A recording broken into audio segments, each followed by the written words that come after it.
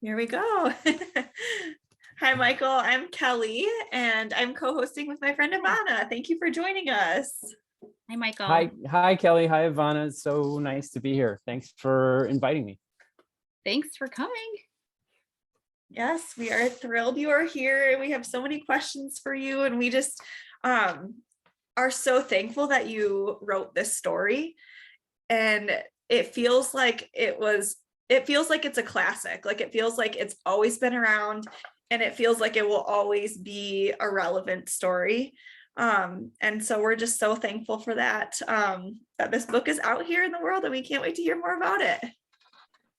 Thank you so much. Yeah, no, it's I'm sure we'll get into this, but it took a long time to write, and so it's just so rewarding to hear from readers, who've enjoyed it, hopefully. So it's it's nice. That's great. Well, I think one of the things that we wanted to just kick off with, obviously the structure of the story is so unique and beautiful. And we just love if you could just talk a little bit about the structure and how you got started thinking of that in your brain and how that really played out for you as you were writing. Sure. Yeah. I mean, it is a unique aspect of the book, and I wish it started a little bit sort of more deliberately, but for me, it's usually just a series of characters that I'm interested in, some people, and I sort of don't even really know why, what is driving that interest. And so I was writing this book, I had all these different storylines. I knew that the people belonged to the same family. So for example, I had a character like Everett Greenwood pretty early on, a character like Jacinda Greenwood.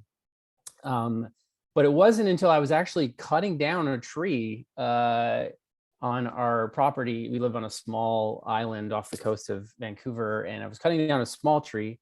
Had to go. I'm a tree lover. I didn't want to do it, but we had to clear space for a driveway, and cut it down, and looked at the rings of the tree and thought, wow, this tree is telling its own story within its structure. And I was very moved by it, and I thought, what an interesting way to structure a novel. And sort of after that, things started to cohere and come together, and the book started to take shape. So yeah, that was the moment of inspiration for the structure. That's awesome. I love to hear that. Just your creativity, it just kind of blows my mind how that came to be. Abby, did you have a follow-up question about the structure that you want to ask right now? Yeah, I just wondered if, and that kind of answered my question, but did you have a part of the storyline or a specific storyline that came to you first that you built off of, or did it all come together, and then how did you build off of it from there? Yeah, I mean, it just generally begins as a giant mess for me. I mean, I know a lot of different writers have different creative approaches, but for me, I had a number of characters who, for some reason, I was interested in, and I realized pretty early on that they all had something to do with trees, or forests, or forestry. But I will say, like, the earliest characters, were Everett Greenwood, Willow Greenwood, Harris, and Jacinda. And they were kind of the anchoring characters, and then sort of the rest kind of bloomed. I used a lot of tree metaphors, or sort of grew out of those characters. They were kind of the seeds of the story. Yes. And when you were writing it, did you hop timelines then, or what did that process look like? I guess as a follow-up question. Yeah, no, it's a great question. And I very much I almost take like sort of a method acting approach to writing. So when I was in the 1974 timeline, for example, I was listening to music of the time. I was watching films of the time, reading books and memoirs, interviewing folks who, began the environmental movement on the West Coast of North America. So I very much like immersed myself in that period, And my wife just kind of laughs at me. She's like, "Oh, you're living in the 70s now. This is really funny." So it's very much that process, particularly when I was writing those sections. And then afterwards, I had more of an overview and was able to jump around a little bit more. But yeah. Cool. Thank you. Thank you. Thanks for reading. And hi, little one. Hi. And you alluded to the fact that this took you a while to write. Like, how long are we talking here? We're talking, I mean, it took 6 years of work. And this was kind of the first chance I had to work full time on a book. Like previously I was teaching or doing other jobs, kind of hustling. And so this time was full-time work, and just countless rewrites, edits. I mean, obviously when you have a story that's this big, there were just so many little things that need to be fixed. I'll give one example. Later on in the writing process, I wrote the scene where Harris Greenwood burns down half of Greenwood Island, and so I had to go through every section to alter that fact. So it almost is sort of like a time travel movie where you have to fix the past and the future so that they all cohere and the world doesn't explode. So it was it was quite a process. Were there other plot points along the way that either you changed or your editor was like, this has got to go, or this has got to be included? Like, what was different about how this started out?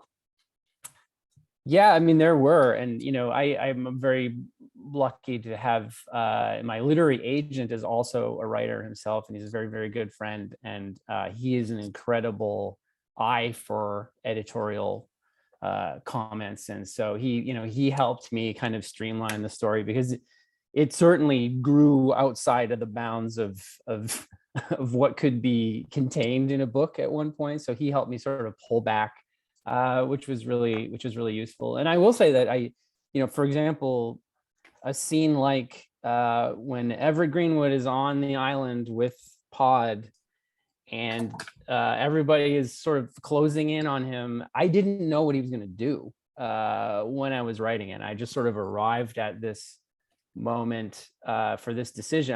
I'll try not to spoil anything, but we've all read it, so okay. Yeah. Yep. I didn't know he was going to put the baby in the box, and I didn't know who was going to get her. And so, there was also these just really, wonderfully lucky moments that arrive when you're writing. And it's, so it's a process of planning and winging it.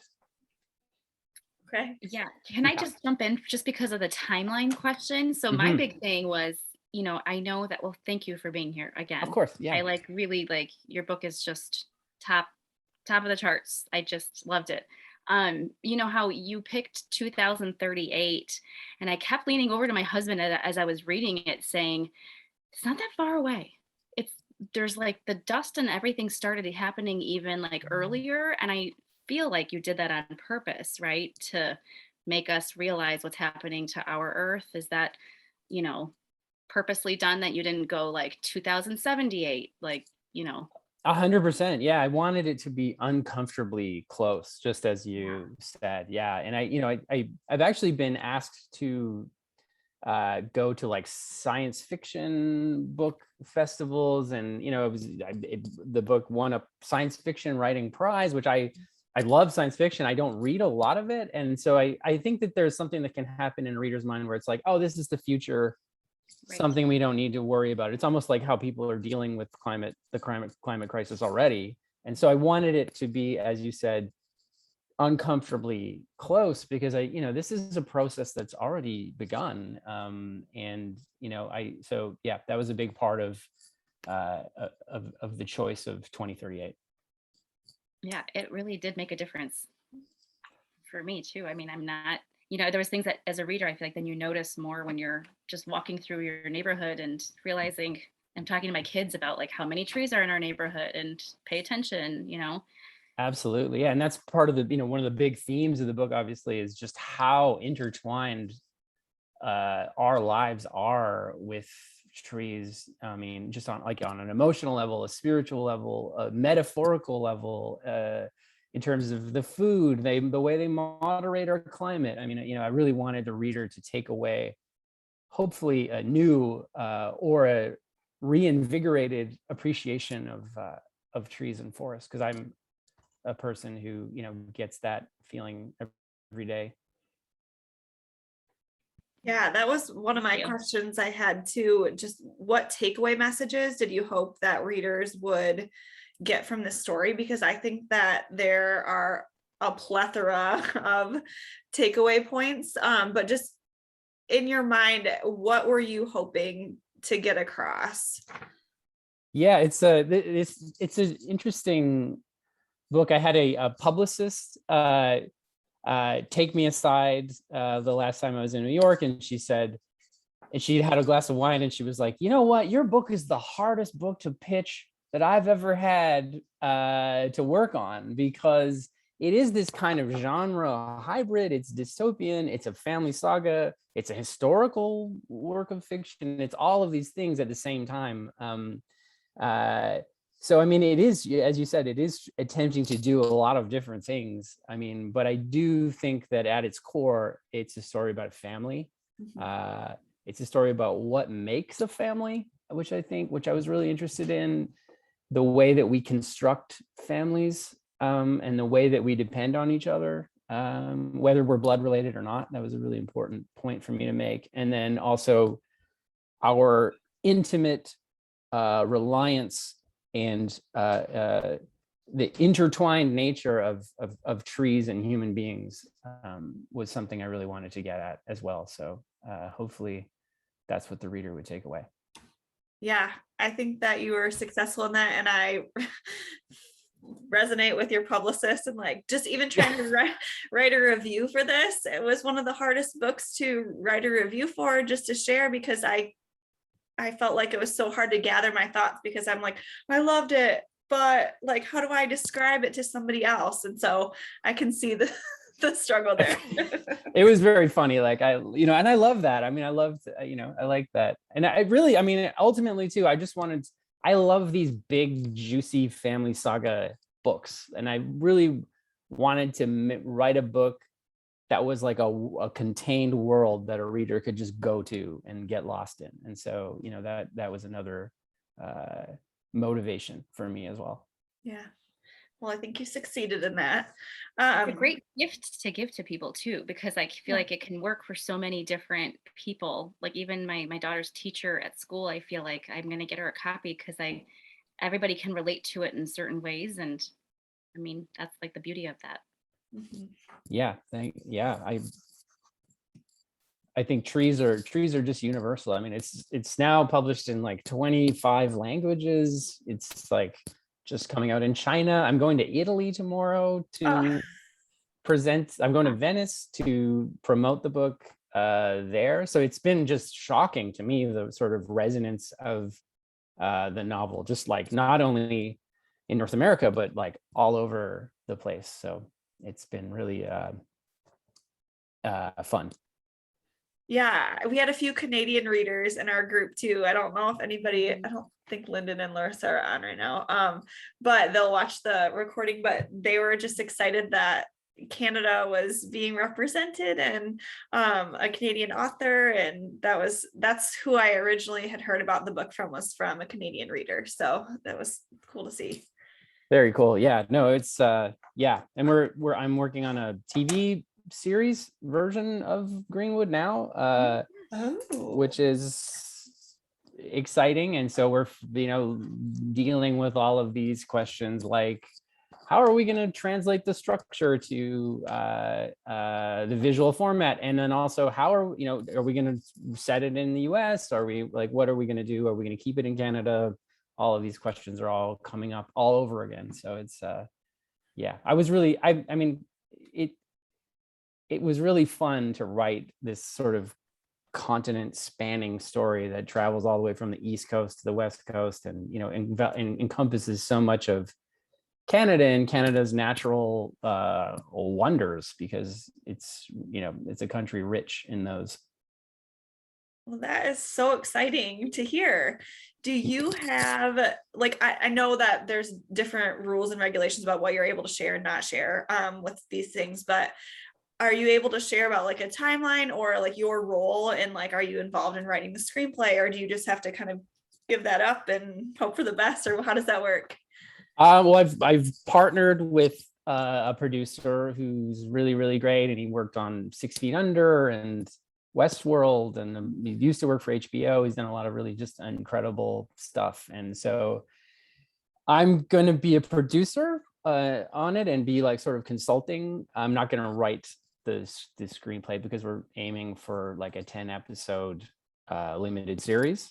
And me writing 10 hours of television is, for my first time, is probably not a good idea. So yeah, but it's in development. I can't give you like any kind of concrete timeline, but it's things are moving forward, and there's a lot of momentum and excitement from everybody for it. So hopefully it happens. Yeah, Yay. that's awesome. It's a really Thank you. cinematic read. Yeah. So Mhm. I can see it translating well to the screen. So that's amazing. Yeah, I think so too. I mean,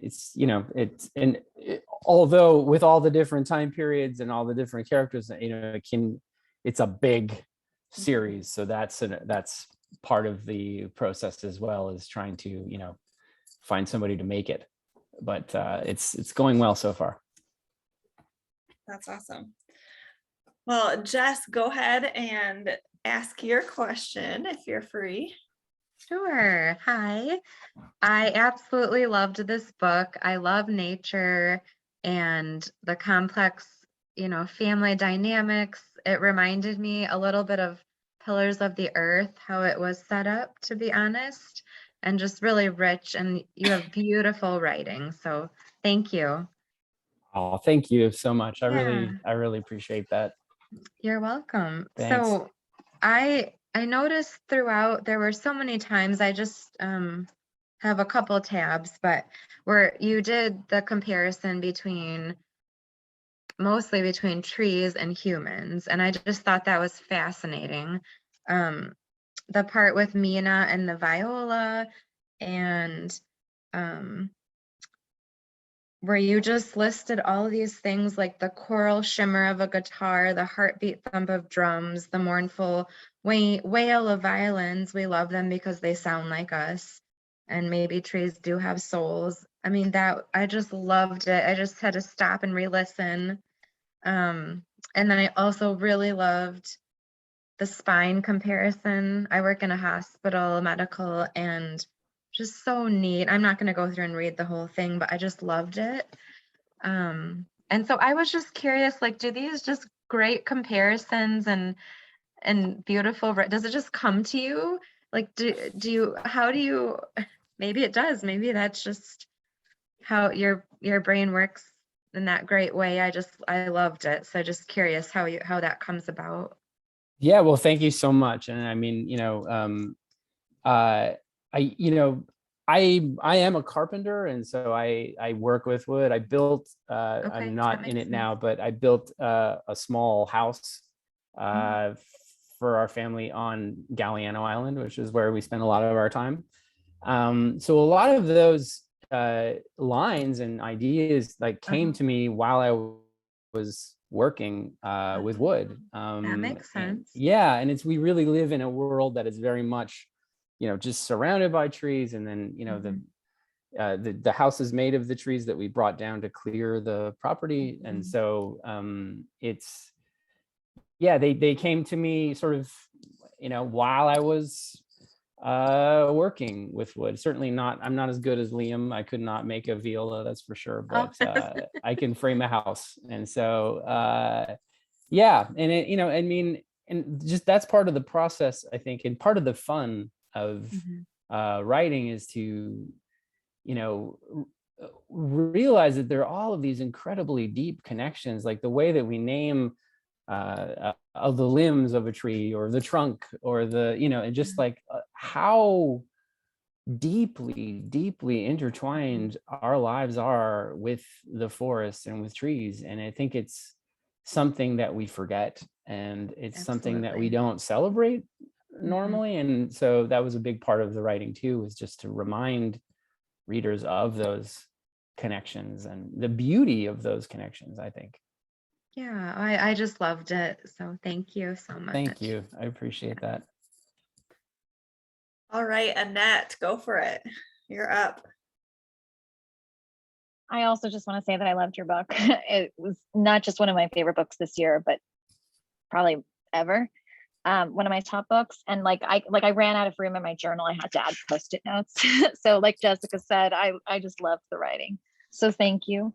And I think you answered all my questions about structure, but I was curious if you had a favorite character or timeline to write.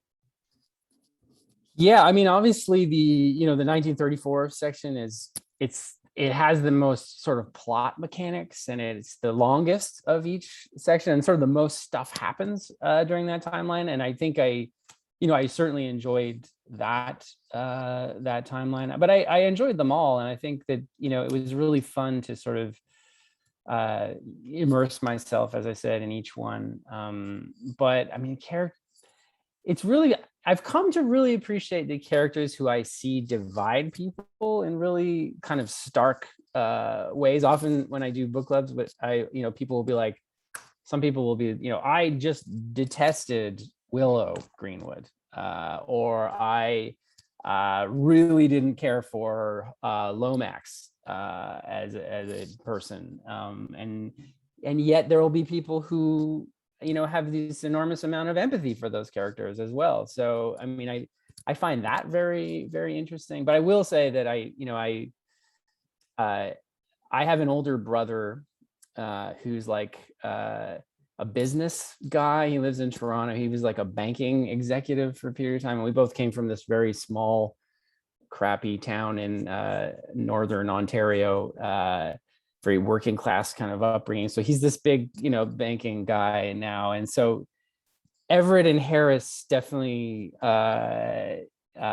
inherited a great deal of our relationship, I think. So I think those two would have to be my favorite. Yeah, they're all great. They're so great. Thanks. And then I don't know if you can answer this, but since you said there was a TV show, do you have any like a dream cast list of who you see in your head playing on this book? Yeah, for sure. And we've talked about it, and there's been some interest, from folks who I can't talk about, but that have like shown interest and have read it, and who are, talking with people. And so, yeah, I mean, I can't say, just because I don't want to influence anything, but I would love, if anyone wants to send me casting suggestions, I would put them through Kelly and send them on over, because I would love to see them. It's great. It's a fun game. I'm sure. We'll wait and see how it goes. Yes. Yeah. So yeah, I would love to ask, I fell in love with Temple. I don't know if she was always supposed to be there, or how you said you've kind of like brought people in. And the title of the chapter that I think most resonated me was the shoebox. I would have read that again and again and again. I was like a bit, not like sobbing, but like my most crying happened with like when people brought her the shoeboxes. And so before you hopped on, we were chatting about the way that you wrote the book. And I was wondering, her reunion with Everett was so subtle. And I was wondering if did you purposely do that? Because it was like building and building, and I like knew that they were going to get back together, and he's going and he's got the book. And like when I figured out where he was going, I was so excited. And, then you put them together, but we didn't get to see it. And I was just wondering, like, you had to have done that purposely. I don't know. I'm also an English teacher, and I feel like I need to just like ask like a bazillion whys and how comes. And, you get an A+ for that. That was great that you did it that way. So why did you do that? Thank you. Yeah, no, Temple was a character who sort of arrived just in the writing process, and and the casting of Temple has been a hot topic. And so, I mean, she embodies this kind of quiet sort of generosity and self-reliance. I really, I mean, there's this sort of cliche in Canadian literature of this sort of single woman working on a farm who's sort of waiting for someone to come and save her. And I really wrote her in this sort of opposite direction and made her an agent of her own. Like I gave her agency, I gave her, you know, this sort of really strong drive to care for people who are less fortunate. I mean, I will say also that I worked in a homeless shelter in Vancouver for 7 years prior to becoming a writer. And so a lot of those experiences, seeing people who have nothing be generous with each other, you know, in these real ways, like that shoebox, you know, that certainly contributed as well. And yeah, that, you know, I knew that readers, and I certainly cared about Everett and Temple getting back together or reuniting after this long period. But and I loved how in the first section, you're not sure, like in Willow's first section, you're not sure who this guy is, and you maybe pass judgment on him, and he seems kind of sketchy and dangerous. And then when you return to that section and on the second half, you have a completely different understanding of whoever it is as a human being. And I loved that idea. So I think it was important for it to happen off screen, if you will, or off to the side, because I wanted it to just sort of kind of just blend into their lives and not have this big them running across the prairie and then embracing, you know, scene, which I know you're not suggesting, but I wanted it to be more sort of organic and for the reader to be kind of reading in between the lines and searching for those details that they care about. Yeah, and I think that readers, you know, who love your book appreciate that you did it so subtly and it had such an impact, you know, so the fact that you were able to just build that up so wonderfully and we weren't there for the prairie running.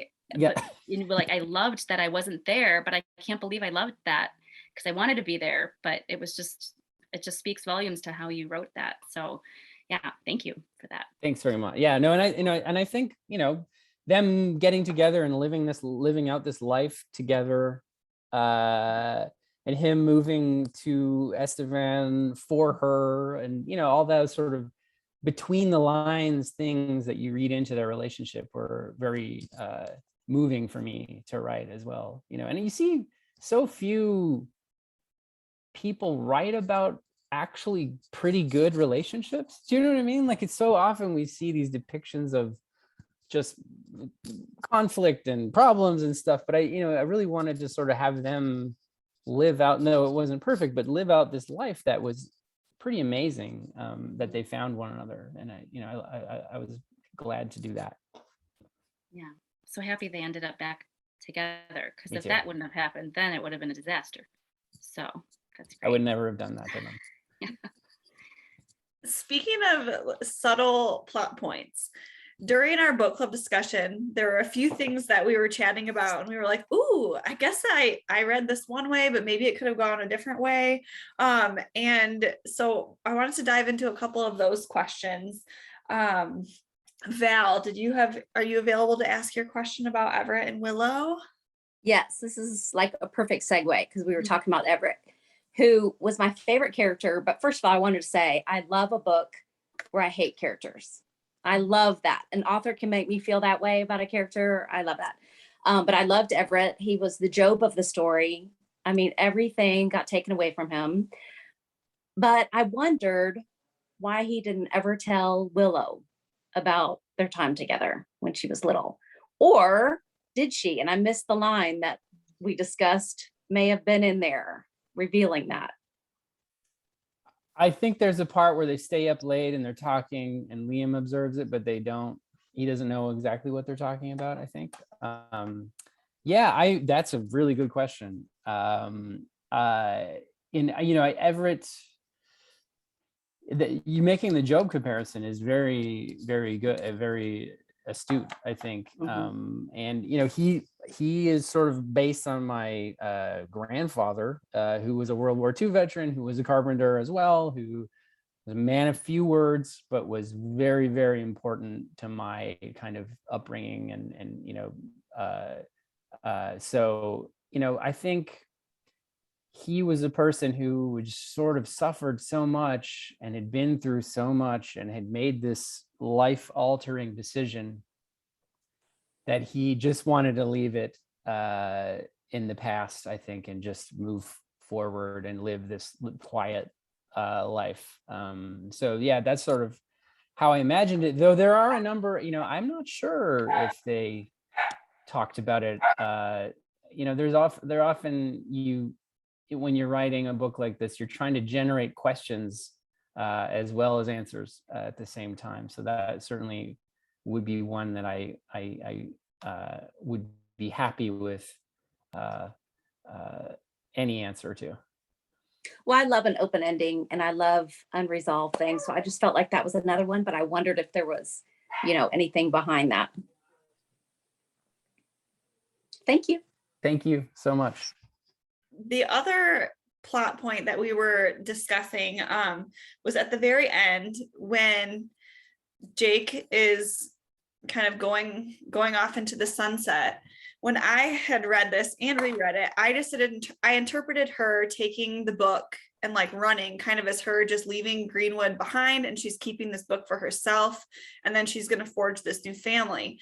But then as we were talking, some people interpreted it as like, well, she took the book because she didn't like what Silas was going to do with it and what the island stood for, but she's going to go back for it and she's going to go through this litigation. Now she's got the tools to do it. Like, what were your thoughts, and did you want it open-ended, or are we just like reading into it too much and like what happened? I wanted it to be some degree of open-ended, and I mean, I also loved the idea of Jake reading this diary written by this person over 100 years before she lived, and just generating or drawing so much meaning from hearing this woman's voice. And I mean, I do think that she, through reading it, came to some understandings around how possible it would be for her to demonstrate that she was related to Holt, and that she would actually own the island. So I think it created some amount of skepticism in her about how this Silas's plan was going to work out. But I also will say that I loved there's a real sort of parallel structure there, and her seeing a person who is in need and a person who is struggling and reaching out and sort of building this next branch of the Greenwood family, as you pointed out. And I sort of loved this idea that it wasn't an ending as much as just a kind of a continuation of this Greenwood family group just going forward, and that our ability to care for one another, whether we're blood related or not, is, I think, what makes us human, and it is what is going to get us through this climate crisis. So I really wanted to highlight that aspect for her. Yeah, I think that came through beautifully, especially, when you're thinking about Jake. I'm like, she can't care for this child. Like, what is she thinking? But also, nobody in her whole family line had the skills initially or desire or capability to care for anybody that came into their life. And so she was just the next to fall in line there. Absolutely. Yeah. And I during the writing of this book, my wife and I had two sons, and I lost both of my parents to cancer very quickly. And so it was a really obviously devastating and also amazing time to see two people leave the world and two people come into it. Parenting kids, I'm sure some of you are parents, or some of you care for kids or know kids as a teacher, but you're sort of just hurtling into the future not sure if you're going to be able to protect them from everything, and you just got to do it. And so I loved that sort of sentiment for Jake, that she's just going to soldier on into the world and do what she can to care for those she loves. And so I love that aspect as well. Yeah, that came through too. I have 2 little boys as well, and I just was thinking, I'm like, yeah, who am I? How am I any different from Jake? Like, what am I doing? Like, who even knows? So Exactly. Yeah. And that's a big part of, being a parent, is just kind of doing your best. definitely. Yeah, I love that. Well, Abigail had a question about, I think, your favorite books and authors and kind of your author note. Abigail, are you free right now? Yes. Hi, Michael. Hi, Abigail. I'm so glad to meet you. Thank you for your time, for being here. And I also would like to say that I love your book. I love trees. I'm from an arid region, now living in Florida. So I love being surrounded with trees. And now I'm going to pay attention to those rings. I learned several facts about Canada that I don't know much. And well, yes, my questions is related to the kind of books that you read. You mentioned several books, classics like the Odyssey, the Count of Monte Cristo. So some of them that I cannot remember right now. But is there one of your favorite books mentioned in your book? And if not, what kind of books do you like reading? Thank you. Yeah, it's a funny book, Greenwood, because it's a book about trees, but it's also a book about writing and libraries and books, which for me were completely transformative. And reading is such a huge, important part of my life. I don't know where I would be without it. So, I mean, I have so many favorite writers, but I will say that probably for this novel, there's a real John Steinbeck feeling, and definitely a great deal of inspiration from a book like East of Eden or a book like The Grapes of Wrath, 2 books that I love very much. But then again, I mean, there's a book called Homegoing by Ya Gyasi. And it's an incredible intergenerational story, and that was a book that inspired me during the writing as well. So it's contemporary books, but also these classic novels too. I'm trying to think of another of my favorite writers that I could share. I see Faulkner in the back. Faulkner, yes, yeah, big influence as well. I really like Marilyn Robinson, who's an American author, contemporary American author. I just read this book by Maggie Shipstead called The Great Circle, which came out semi-recently. It's about women pilots. Really great. I loved it. So yeah, and you can find me reading on most days of the week. Thank you for answering my question, and I hope they translate the book into Spanish, because I have many friends that don't read in English. So it's the one language that hasn't, I don't know, it hasn't happened. So I know I Googled it, but yeah. I hope in the future. I hope so too. I would love that. Thank you. Thank you. All right, Jess, go ahead and ask your question about Feeny. Yeah, since no one else had a question, I have one more question. So I had lots of favorite characters, but I absolutely loved Paris and Feeny, their relationship, how it transformed. It was so genuine, and I just loved it. And then also just adding on to that, him being the describer and such vivid descriptions. And I got to thinking, like, does this happen in real life? Do people who are blind hire people to be describers? How did you come up with this part? And also, was the relationship based on anyone you know, or, you know?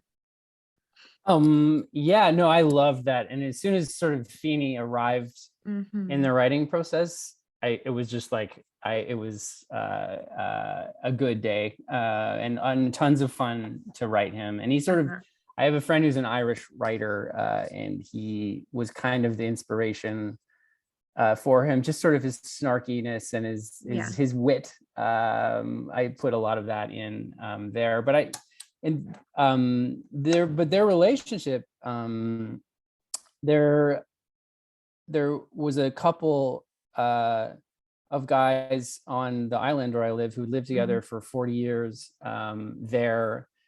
And they had a thing where they're good friends, and they had a thing where one of them would read books to the other because one of them had like a detached retina for a period of time. And they did this thing where they would read to each other. And I just found it so moving, just this idea that what a metaphor for love. I mean, to be describing to the person you love, you know, the world, and to share the world with them in that way, you know. And so they were the inspiration for that as well. So yeah, it's but they really got me when I was writing, you know, just their bond and how they found each other. And yeah, so yeah. Oh, I love that. Thank you. Yeah. Wow, that is so tender and sweet. I love that that exists in the world as a real thing and not just in this book. They take credit for it too now, and they bug me that they want part of the royalties, and so it's been great fun after. Take my money. You can have it. Exactly. No, they can take that. You can tell them someone asked about them. I will do that. Huh. All right, Abby, go ahead. Well, since you obviously have so many devoted followers here, I would love to know if you have any more juicy family sagas or anything in the future that you're hoping to write, because I would love to read it. So I do, and I've been working on another novel that is, what can I say about it? It's set on a small island, and it's sort of about how a disappearance affects this small island community. So it's very much centered on a group of people who live on a very remote forested island where everything kind of changes. And there are many people living there who do not want to be found. And so it's that. And I was hoping to finish it this week. I'm very, very close to finishing it. But I'm going on this trip to Italy, poor me, tomorrow. So it looks like I won't finish it, but I think I'm getting close. So hopefully I can have it in your hands at some point soon. I was going to say sold. Okay. Sold. No, it's very much, it's very much the sort of natural, it's a very kindred book with Greenwood there. And there actually is some crossover in terms of characters as well. So yeah. Very cool. Thank you. Yeah. Can you even say if that's like this year maybe, or next year? Do we have to wait like after Christmas, or can we like probably next year? Okay. Yeah, the timelines for publishing, especially with this paper shortage, which is really incredible, the timelines are all very long at this point. So yeah. Is the genre like a mashup as well? Kind of like I when I was reading about your book, like they describe it as cli-fi, which I hadn't heard of, like the climate fiction. I was like, oh, that's a new little tidbit for me, but I didn't. There's like, sorry to interrupt, but there's a guy who believes he's created that term, and he emails me like all the time, like, I need you pushing this cli-fi thing out there, you know, and I'm like, I don't know if I really care, but so yeah, it's a term, and that's, yeah, sorry, go ahead. No, that's okay. I just read like cli-fi and I was like, oh, that's new. But anyway, would you classify this next book as just a genre mashup in the same way that Greenwood is, or how would you categorize it? How would you want your publicist, will your publicist have a hard time again? Oh, my poor publicists. I'm sorry. I'm gonna do it to them again. I know it, but it has sort of thriller-ish elements in the sense that there's a person who disappears. But I like to think that I'm taking a very different approach to that genre and the sort of idea of a disappearance and what it means. So, you know, it goes back in time. There's all kinds of intersecting timelines in it. There are many different characters. And so it's very similar in feel to Greenwood, but I would say that it's more of and climate change and climate anxiety play a big role in it as well. So it's definitely similar to Greenwood, but it's sort of maybe more of a hybrid thriller, I guess, literary thriller. I don't know. See, I'm so bad at this. So you can leave it for your publicist. I'm sure she'll be Exactly. Yes. really pleased. Yeah. Sherry had asked in the chat, is your book sold yet, or is it going out on submission? It's not sold yet. Okay. But there are people who are basically emailing me every 3 days telling me to send it to them. Okay. So yeah, it's yeah. It sounds promising. Okay. Yeah. Okay. All right. Also, you know what? Because, you know, we were talking about your copyright date for Greenwood being 2020, right? And it sounds like you've been so busy the past 2 years with, we know what was been going on, and how that has affected you tremendously? Because it sounds like you're still so busy promoting this book, which is amazing. Yeah, and I mean, I was in Australia on a book tour as the pandemic was unfolding, and then I had a big US book tour planned after Australia. And as it happened, then, you know, everything went south, and I basically canceled this big US book tour and went home on a boat from Seattle to Victoria, sitting outside like in the rain, because we didn't know, you know, how transmissible things were, you know. So it was very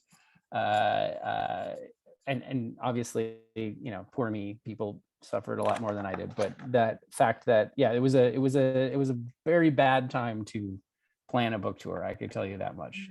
But it's been really interesting to see Greenwood has this it's really struck a resonance with people, and it's one of those books that people recommend, it seems like, and it's really had this kind of long life and seems to be growing after the fact. So that's been really, really encouraging, because, you know, it was a tough first year for Greenwood. It has a staying power. That's exactly I hope happening so. with this book. Yeah. Yeah. We all know that. So that's great that you've been Italy and like all these other places. It's great. Yes. Well, does anyone have any more questions before we sign off? Oh, should we do our picture? Oh, yeah. Yeah. If you guys have your book, or if you have like a picture of your book, because we would love to take a snapshot. Who's the screenshot? Kirsten is not here. I think maybe I can do this. I'm gonna try. This is our struggle every time. Okay. It's already dinging me that I pressed the wrong buttons. So just go to the gallery view first, just to make sure you can see everybody, right? So It's not just your face. Isn't it Command-Shift-4, right? Okay, I think oh yeah, okay, I got it. I gotta get my book. Okay, perfect. Okay, ready? Yep. 1, 2, 3. Okay. That sounded promising. Yeah. So yeah. Sounded promising. Yeah. Well, Michael, thank you so much for taking time to meet with us. We have a lot of readers who are looking forward to watching the recording too, but we are just so thankful for your time and are really looking forward to whatever comes next for you. Thanks to you, Kelly, for organizing this and for reaching out. This is like the funnest thing to do as a writer, and so it's I really appreciate you and all that you do, and all these great questions. It's been a blast. Well, thank you so Thanks. much and have fun in Italy. Yeah. I will. Yes. We're Yeah. gonna keep Jealous. watching and keep talking about your book. Okay. Amazing. Thanks, Yeah. Brooke. Thank you. Thank you so Thank much. you. Thanks, you. everyone. Bye. Bye-bye. Bye. Thank you. Bye, girls. Thanks, guys. Bye. Thank you. Bye.